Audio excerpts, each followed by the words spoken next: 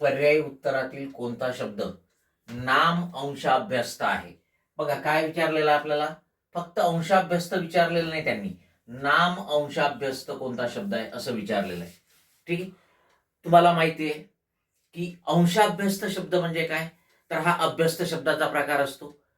ते अंशाभ्यस्तामध्ये पहिला शब्द, पहिलं पद पुन्हा न वापरता वापरलेलं दुसरं पद हे निरर्थक असते, केवळ यमक साधावं म्हणून घेतलेलं असते, किंवा पहिल्या शब्दाचा त्याच भाषेतील समानार्थी किंवा अन्य भाषेतील समानार्थी शब्द असतो. बरोबर आहे ना? मग आता इथे आपल्याला नाम अंशाभ्यस्त शब्द विचारलेला आहे. म्हणजे बघा, झाडबीड, इकडे तिकडे, निरखणे पारखणे, फुटका तुटका. आता लक्ष द्या, आपलं उत्तर झाडबीड आहे. का बरं झाडबीड आहे? ऍक्च्युअली ही चारही जी पर्याय आपल्याला दिलेले आहेत हे चारही, ठीक आहे, अंशाभ्यस्त शब्दच आहेत. पण आपल्याला नाम अंशाभ्यस्त शब्द विचारलेला आहे. मग याच्यामध्ये याचा अर्थ काय होतो, पहिलं पद जे आहे ते नाम असायला पाहिजे.